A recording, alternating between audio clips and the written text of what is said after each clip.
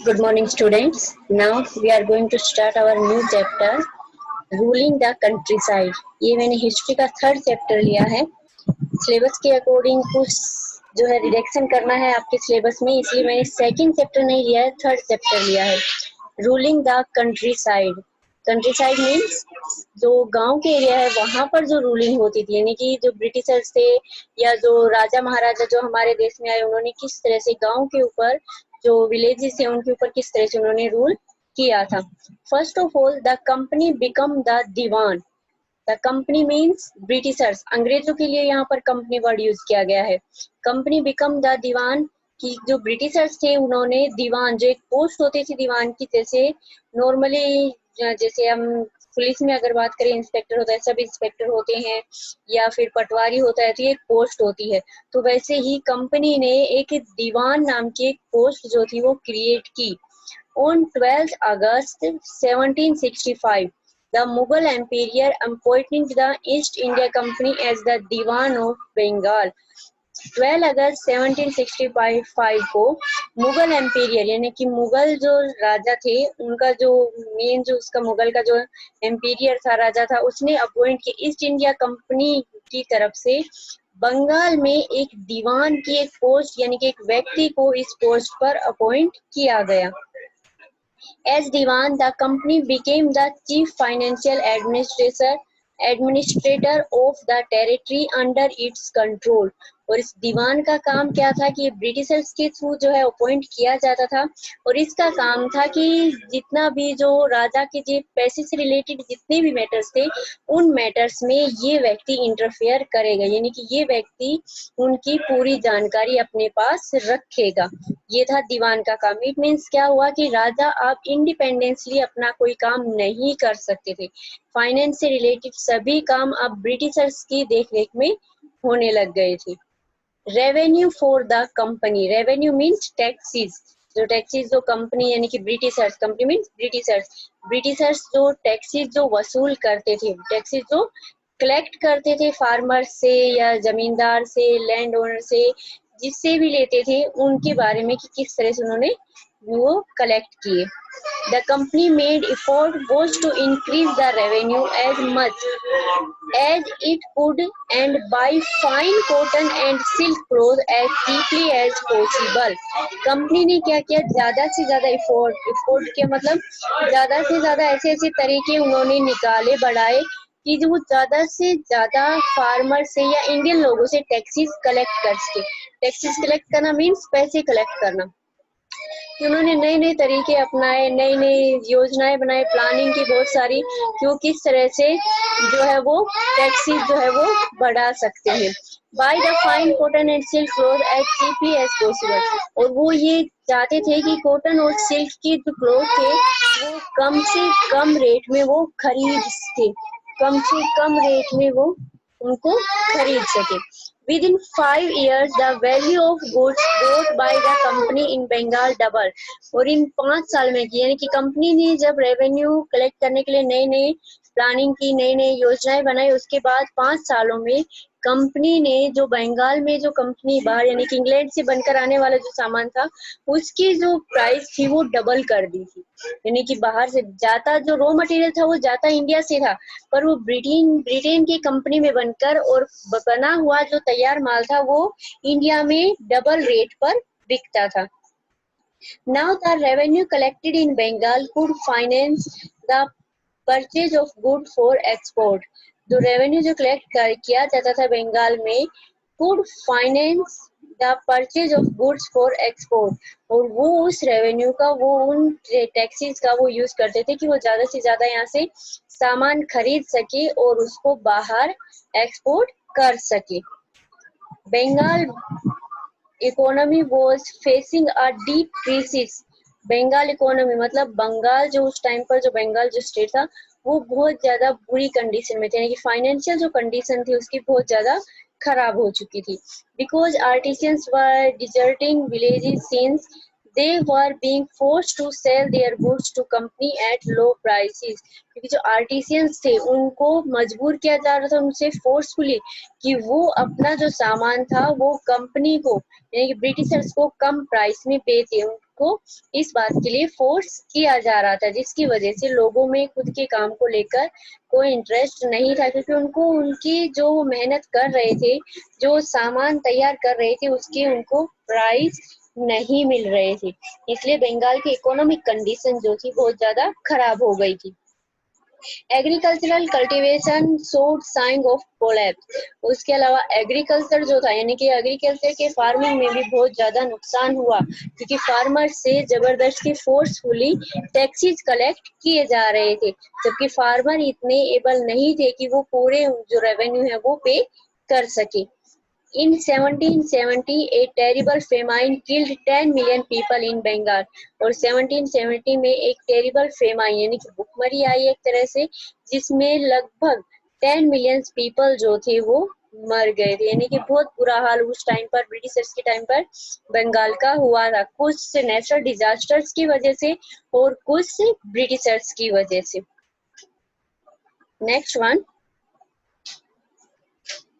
The need to improve agriculture. अब Britishers को ये लगने लगा कि अगर हमें यहाँ पर ज्यादा टैक्सेस कलेक्ट करने हैं या ज्यादा हमें बेनिफिट कमाना है, तो हमें क्या करना होगा, एग्रीकल्चर में इम्प्रूव करना होगा, फार्मर की कंडीशन सुधारनी होगी, तभी वो हमें ज्यादा से ज्यादा टैक्सेस पे कर पाएगा। उनको ये समझ में आने लगा, क्योंकि हम मोस्टली जो इंडिया के 80% पॉपुलेशन एग्रीकल्चर पर डिपेंड करती थी, जिसकी वजह से उनको लगा कि एग्रीकल्चर में अगर डिपेंड इम्प्रूव करते हैं तो जिसकी वजह से फार्मर की कंडीशन अच्छी होगी, वो हमें टैक्सेस भी ज्यादा पे करेगा, तो हमारी भी इकोनॉमिक कंडीशन अच्छी होगी। इस तरह से कंपनी जो यानी कि ब्रिटिशर्स ने सोच इस तरह से चेंज की अपनी। Most company officials began to feel, जो कंपनी के ऑफिसर्स मतलब ऑफिसर्स जो थे, जो कि ब्रिटेन की जो वहाँ की जो क्वीन थी उसके थ्रू हमारे देश में अपॉइंट किए जाने वाले जो ऑफिसर्स थे, जिनको गवर्नर जनरल हम कहते थे, उन्होंने ये फील किया that investment in land had to be increased and agriculture had to be improved। उन्होंने ये फील किया कि अगर हम लैंड पर इन्वेस्ट करते हैं, मतलब लैंड की कंडीशन अच्छी करते हैं, तो एग्रीकल्चर में इम्प्रूवमेंट होगा, इनकी एग्रीकल्चर में सुधार होगा, ज्यादा क्रॉप्स जो है वो प्रोडक्शन हमें ज्यादा मिलेगा, फार्मर को प्रोडक्शन ज्यादा मिलेगा। इट मीन्स क्या हुआ कि फार्मर को पैसे ज्यादा मिलेंगे और वो ज्यादा से ज्यादा टैक्सेस पे कर पाएगा, क्योंकि ये जो टैक्सेस जो डिसाइड किए जाते थे कि कितना टैक्स पे करना है फार्मर को, ये फार्मर जो प्रोडक्शन कर रहा था उस पर डिपेंड करता था, कि जितना भी उसका प्रोडक्शन, उसका 1/4 पार्ट या 1/3 पार्ट जो है वो कंपनी जो है ब्रिटिशर जो है वो उनसे लेते थे एज ए रेवेन्यू के रूप में। In 1793, the company finally introduced the permanent settlement। 1793 में कंपनी ने यानी कि ब्रिटिशर्स ने परमानेंट सेटलमेंट को कंपलसरी कर दिया। परमानेंट सेटलमेंट मींस एक जगह पर परमानेंटली सेटल हो जाना। अभी जैसे हम लोग अपने घरों पर रहते हैं, यानी कि एक ही गांव में रहते हैं, एक ही कंट्री में, परमानेंट सेटलमेंट। इन एंशिएंट टाइम में परमानेंट सेटलमेंट नहीं होता था, लोगों के घर परमानेंट नहीं थे, क्योंकि एग्रीकल्चर वर्क भी परमानेंट नहीं होता था।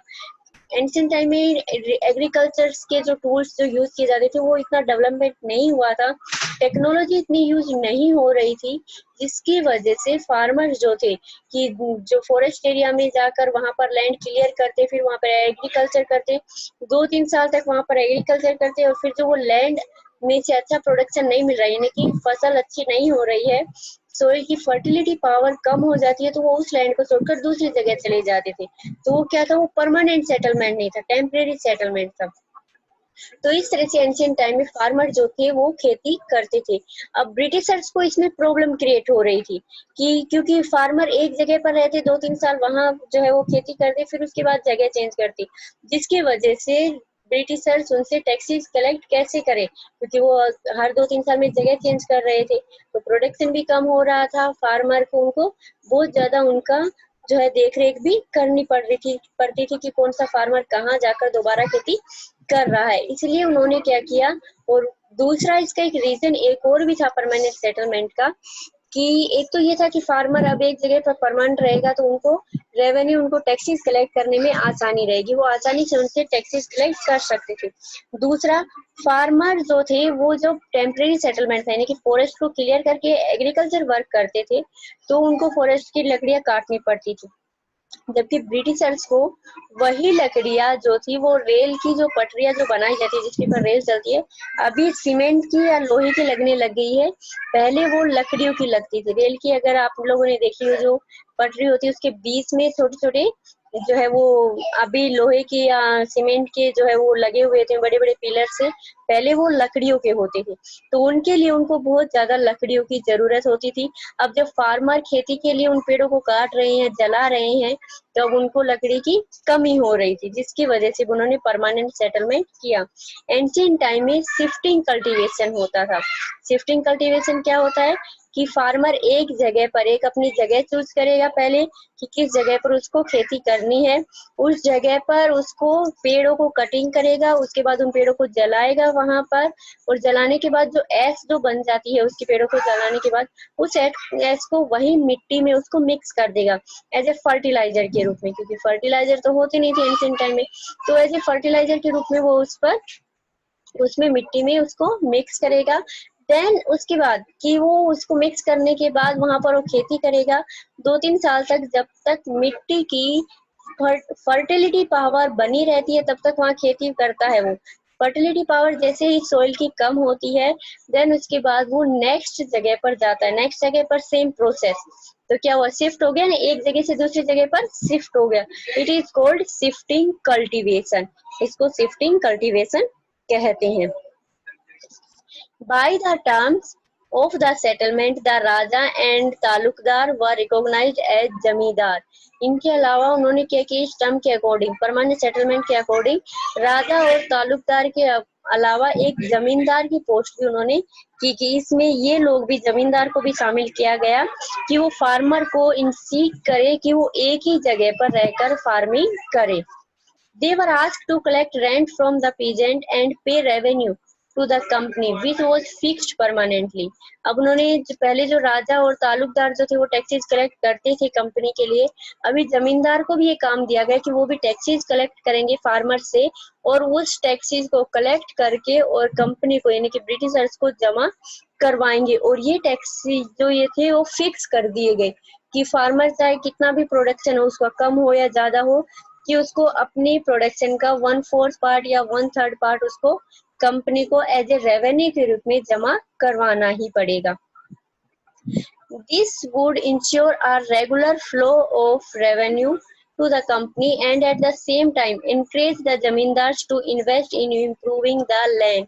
ये इंश्योर किया, ये रेगुलर किया उन्होंने, इसकी वजह से कि रेगुलर करने का मतलब क्या हुआ कि क्योंकि ब्रिटिशर्स को हर साल रेवेन्यू की नई नई दरें जो है वो सिलेक्ट या चूज करनी पड़ती थी, जिससे उनको बहुत ज्यादा उनका काम बढ़ जाता था। अब उन्होंने उसको रेगुलर कर दिया, फिक्स कर दिया कि हर साल इस फार्मर को इतने रुपए एज ए टैक्स के रूप में जमा करवाने हैं।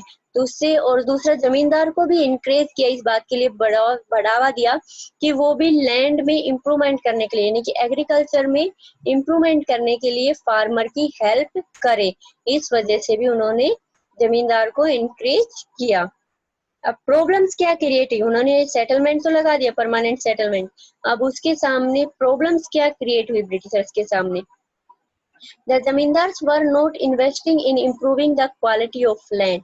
जमींदार को जो उन्होंने काम दिया कि वो लैंड को इम्प्रूव करने में यानी कि लैंड अच्छा बनाने में फार्मर की मदद करे, तो जमींदार ऐसा नहीं करते थे, क्योंकि जमींदार के पास तो पैसे थे बहुत ज्यादा, इसलिए वो किसी तरह का कोई इन्वेस्ट नहीं कर रहे थे लैंड की कंडीशन सुधारने के लिए।